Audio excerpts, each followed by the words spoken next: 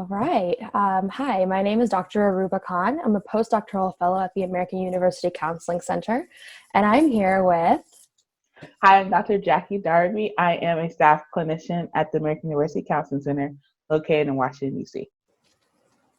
All right. So Dr. Darby and I were just talking about how difficult this time is for a lot of people, understandably in a lot of different ways, but something that's kind of close to both of our hearts and something we've been talking about is that in particular, we're thinking a lot about communities of color right now.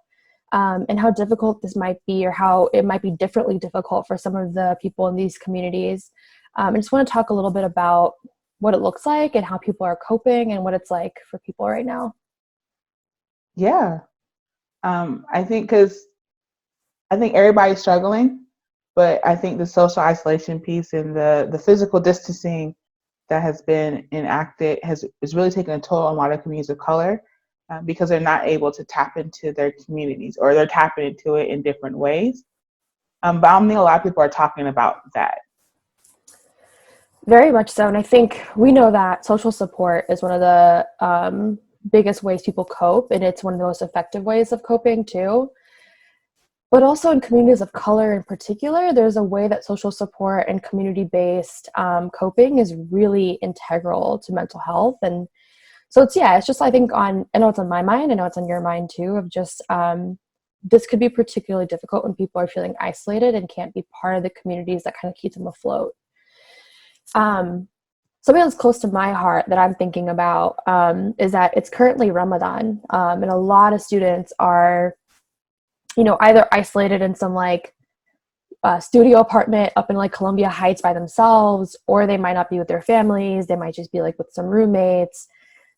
Some people are converts, their families aren't Muslim, things like that. And they're navigating and observing this, this month without the community, which I think is pretty important. I think kind of having been part of a Muslim community my entire life, I know that the month just feels different when you can be around people. And then right now is a time that people are not able to go to the mosque for prayer, or able to go to Friday services. And this is not just for Muslims, obviously, but for people of any faith that belong to any community.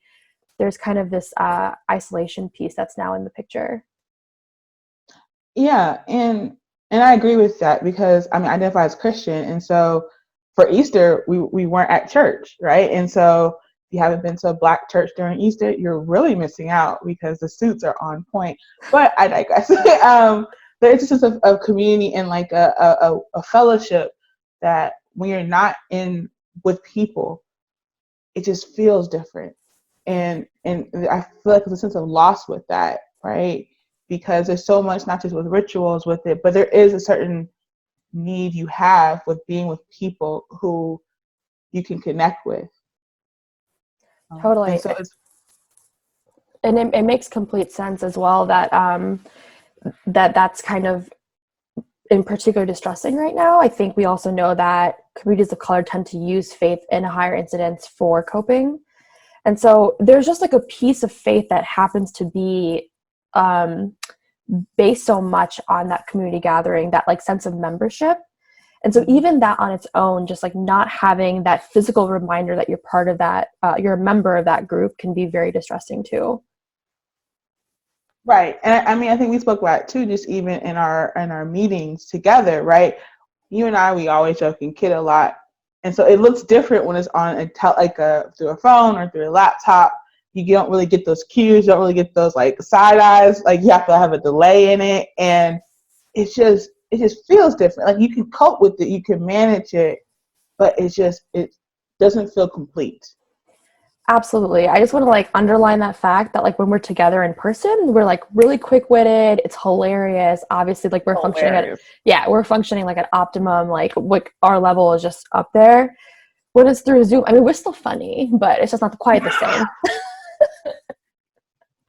Yes. Mm-hmm. Mm-hmm. Yes. I think something else I'm thinking about too is I know that I've been hearing about a lot of church services are being kind of streamed online. And I know that a lot of faith leaders are kind of leading prayer and congregation virtually, which is really cool. And I love that we live in a time where for many of us, that's a possibility to be able to participate in that way. But I also guess I want to and we're not just talking about faith today, but I think this is just something that's really important right now. But I think something else I'm thinking about is that it feels really important to be able to still bolster that part of your faith and your faith identity that belongs to like group membership. And maybe that looks like attending these virtual services and congregations and things like that, and maybe listening to some lectures at times. But I also wonder if there's some opportunity here for people to maybe find some silver lining. I don't really know, but I'm just wondering if there's also a way that there can be some increased focus on the self and like what faith looks like for that one person, for you specifically, even if other people's beliefs, attitudes, and behaviors are not driving your own actions. Like, I think there's some room there for you kind of like navigating your own faith as well. I think it causes you to look more inward, right? When you're not distracted. Okay, pause, back, let me go back. At church, I tend to be distracting. Only in the sense You're of, distracting? right, I know, right? Again, the facial, the side eyes, it happens. Mm-hmm. And so, which is fine because I'm still paying attention, and I know to contain it, because this is, for some people, it can be too much. I know how to contain it.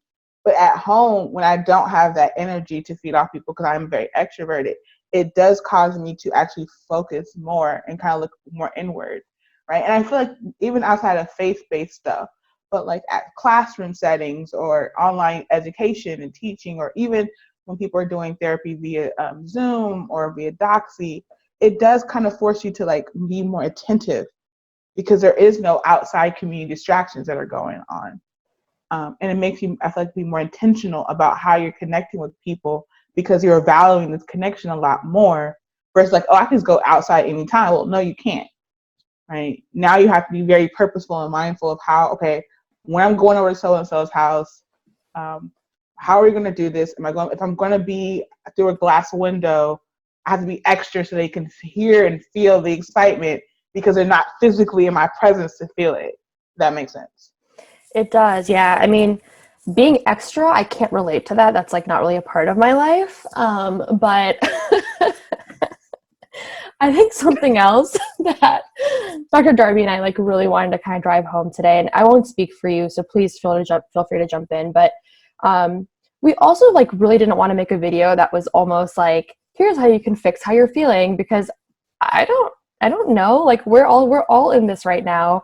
Not to quote a great movie, but we're all in this together. And it's difficult for all of us to figure out what to do, how to cope. This is, again, uncharted territory. In that, though, I also want us to be able to just like, be frank about the struggle that we might be experiencing, other people like us might be experiencing, while also, I think, hopefully instilling some hope around this too. Yeah, I think the hope is that as human beings, we're very adaptable, right? And so although we're physically not with our community, we are adapting using technology in a way that we can still try to have connection. I think our goal today as we're talking is to acknowledge that it may not feel the same, but it doesn't mean it's not important, right? The connections you have with people via teletherapy or teleconnections is still just as real as those in-person connections that you have. And hopefully when Rona leaves, because homegirl got to go sometime, we'll be able to really reconnect and value and treasure those in-person connections that we miss so much.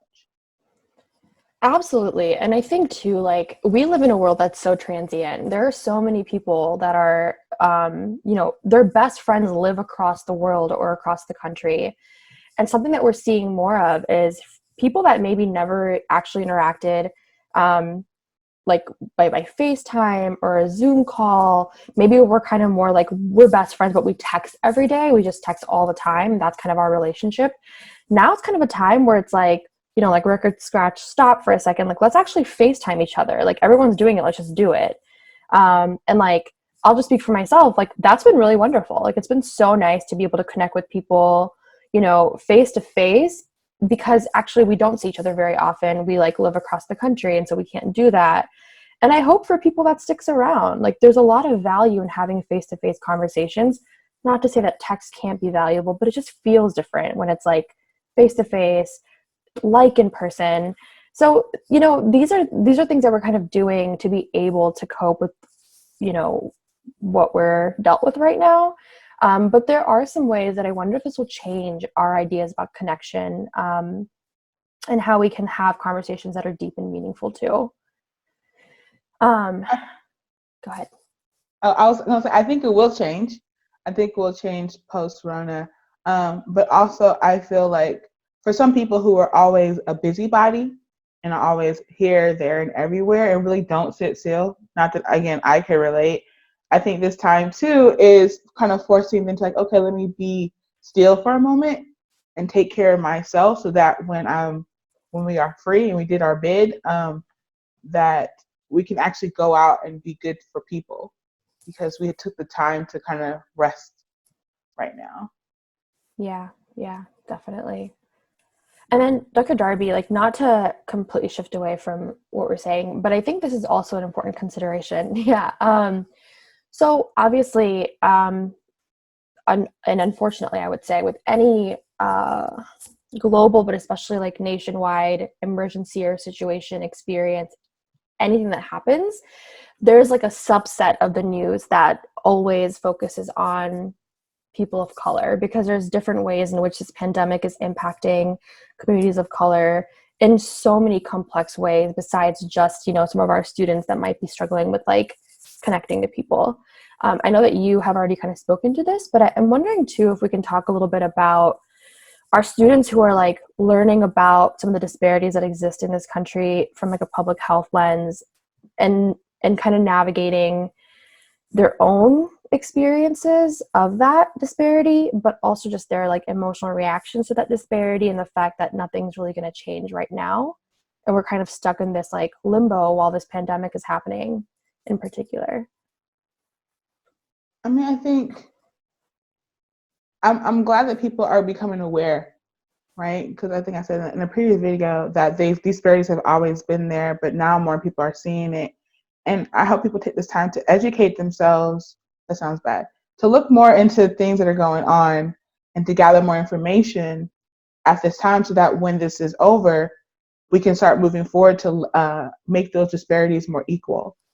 Because there's nothing, I think the worst thing I think can happen is that after this is all over, we go back to the status quo. Like, this should show us that the status quo wasn't working. And maybe we should start finding ways to make equity happen, especially in the healthcare system. And so for students or individuals who are experiencing like an eye-opening moment of like, whoa, where have I been? How did this happen? It's like, okay, yes, acknowledge it, but also realize you have some power that you can use to tap into to fix it. So maybe focusing on what you can do versus focusing on what I can't do. I love that. Yeah. And I think it's so hard to talk about this without thinking contextually, because we both are working in Washington, D.C. We work with AU students. We know our students are go-getters. They care. They are striving for justice. It is so cool to watch so many students of color, especially that kind of move forward in this way. I think something else that feels like near and dear to us as we do this work, and I think in particular work with so many students of color that have this exact profile of like, I feel really impacted by these things, but I'm also going to be the one to like fix it, to change, and I'm going to keep driving that force. Like, it's such a hard balance, because like, while there's so much value and so much identity that comes from that like striving for justice piece, on the other hand, we also know the toll it can take on people's mental health and wellness. And I think it can feel so hard to be still. It can feel so hard to rest when there's so much restlessness that's required of you. And I think there's such a detriment when you're actually not doing well, but still feeling like you have to move towards something. And so I think maybe in some ways, as difficult as this quarantine is, and as much as it might be interrupting some of that justice work that people are doing, maybe this is the time to rest. And if you need to kind of skip through some news articles, skip over some statistics, like maybe you can do that for a little while, because man, when this is over, there'll still be work to be done. And we know that. I guess, like, my biggest hope is that people are able to take care of themselves and that we can always move towards what's just and what's right too. Right, because people sometimes forget that self-care is an act of resistance. Like, if you are burnt out, you cannot do the work you want to do. So I would rather you take the couple of days, a week, or however long to rest and orient yourself to your mission than to keep pushing forward. Take care of yourself first. That makes it a lot easier to do the work that you want to do afterwards. Yeah, and I think, like, I think about this all the time. Like, I know people feel that burnout feeling. I know people have to experience this, like, emotional, like, I mean, physical, mental. It's just it's this huge burnout. It's really hard to fight against history and policy. I mean, there's so, like, it's just so hard. And so I know people feel it, but people continue to fight through it. And I mean, we could speak a little bit about why it's always students of color that keep fighting through things that are difficult. Not even to go there, but kind of went there. But I think it's almost like it makes you wonder, is it like FOMO, right? Because it's like, well, the cause is still going. The revolution is happening no matter what. So, like, if I sit out, am I going to miss out on it? And, like, I mean, again, I can't relate to that, but it makes sense, right? Like, there's empathy for that feeling of FOMO and that feeling of, like, membership again. Like, there's such a membership to being part of a community that works and strives for justice. And man, like, we just really want people to be well. Because Dr. Darby said it, like, you can't really create that change if you're not well yourself. Right. And also, too, you're still an ally, you're still an advocate, you're still a fighter if you sit down, right? I'm thinking of, like, a sports, the athlete. If an athlete gets hurt and they get put on the bench, they don't suddenly stop being a member of their team, right? They're still part of the team. If they're a professional athlete, they're still getting paid. They're still a person who plays a sport, even if they're sitting down and resting. So the struggle, the work, the justice, it will still be there, even if you have to sit down somewhere.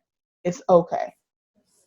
Absolutely. And I think, kind of come full circle, this is such a great time, I think, to kind of practice that, because how much can you really do? Like, even if you're kind of trying to engage in mutual aid efforts, or you're trying to kind of do some community service, like, things are pretty interrupted right now. And even if it might be very difficult, like, maybe this is the time you learn to tolerate a little bit of that. Because you're actually not missing out. And that's something else I'll just speak to. Like, it's much easier to just kind of, like, chill at home and not do anything when no one can do anything.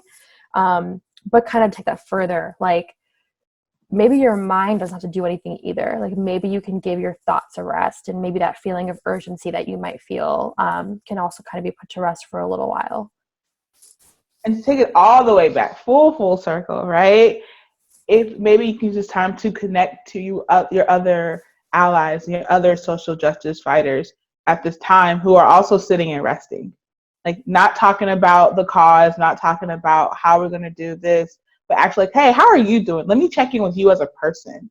Let's talk about something outside of the cause so we can connect and build this genuine relationship, so that when we are going back into doing advocacy work, I know you a little bit more deeper. And now my community is even more stronger, so that we're able to do a lot more. I love that. I love that so much. I feel like what you just did was you instilled hope, and you, like, reminded me that even if we're, like, alone physically, like, we don't have to be isolated at all. Like, there's still, for so many of us, we're so lucky to be able to still connect with people, whether it's through the phone, through the computer, however we can. Yeah. And, like, I would hope for everyone that you're able to kind of connect on a deeper level, like, get to know each other. Exactly. And the work gets deeper, the work gets better when you can actually know somebody. So I love that. I think people should bring back pen pals. Like, let's just go old school. Letter, snail mail it out, like, message in a bottle type of situation. I've been writing you a letter, so. Oh. Awkward. That's not the reaction I was hoping for. It's fine. I'm sorry. I can't wait to read it. It's going to be ridiculous, as you can imagine. I'm pretty sure. Cool. So now that we are obviously deteriorating, I think it's time for a shameless plug. check out our Pinterest board, go to our website. We have an entire resource page for COVID-19. We have a Spotify playlist that you will love. Check out our Instagram. Sometimes we tweet things. Check us out. We're trying to really, put things out there to help students because we want you to still feel supported in this difficult time. Also, if you are feeling like you're struggling and you need someone to talk to, if you are in DC, we do have triage hours. So you can look at our website for more information about that. Or you can also use our AU protocol services, which is not location-based, and it's free, where you can connect with a licensed clinician who can help you at any time. Yeah. Okay. So until next time, I suppose. I'm always one side out of the way. So this is so true. All right. Bye, guys. Bye.